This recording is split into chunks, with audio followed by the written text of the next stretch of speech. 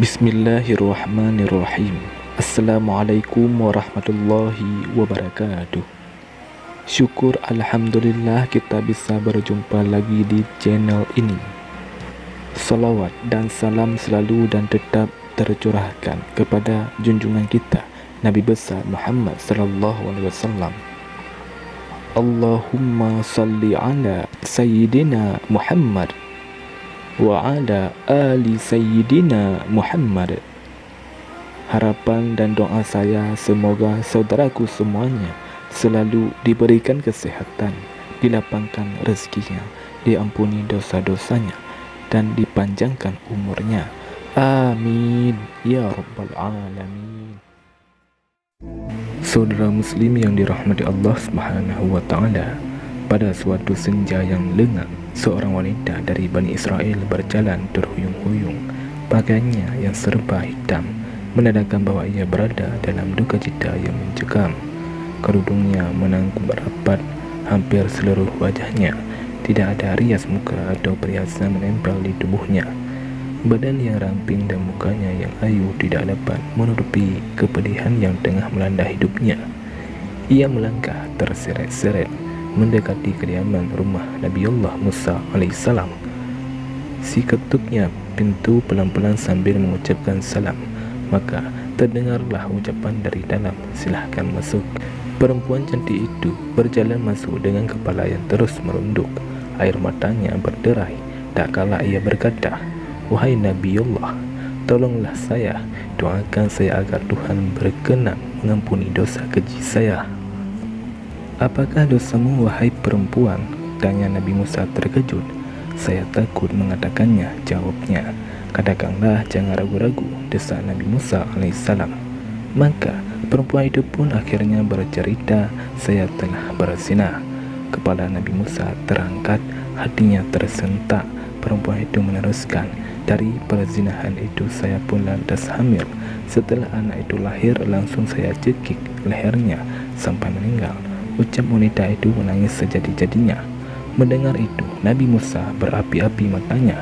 Dengan muka berang beliau menghardik, "Perempuan bejat, enyahmu kamu dari sini, agar siksa Allah Ta'ala tidak jatuh ke dalam rumahku karena perbuatanmu.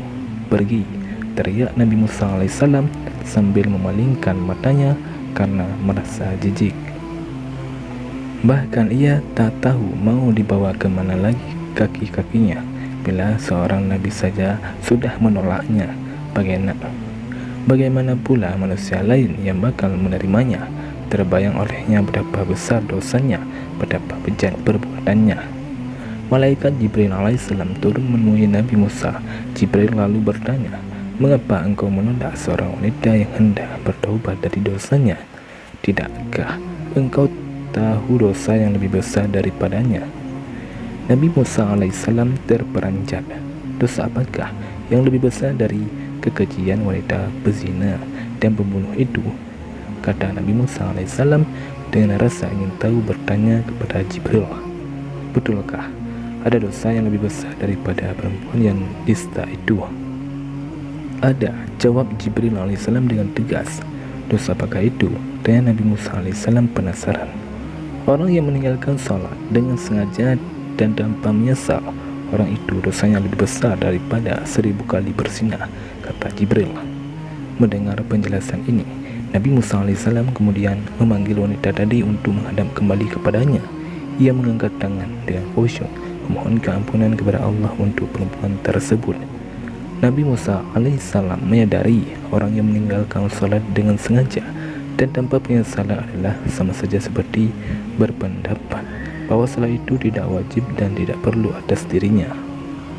Berarti ia seakan-akan menganggap remeh perintah Allah, bahkan seolah-olah menganggap Allah tidak punya hak untuk mengatur dan memerintah hambanya. Sedang orang yang bertaubat dan menyesali dosanya dengan bersungguh-sungguh berarti masih mempunyai iman di dadanya dan yakin bahwa Allah itu berada di jalan ketaatan kepadanya. Itulah sebabnya Allah pasti menerima kedatangannya. Saudara muslim yang dirahmati Allah Subhanahu wa taala, meskipun dosa meninggalkan salat lebih besar daripada zina, bukan berarti zina dianggap remeh. Islam mengingatkan agar manusia menjauhi zina karena termasuk kategori dosa besar di samping syirik dan membunuh anak karena khawatir miskin.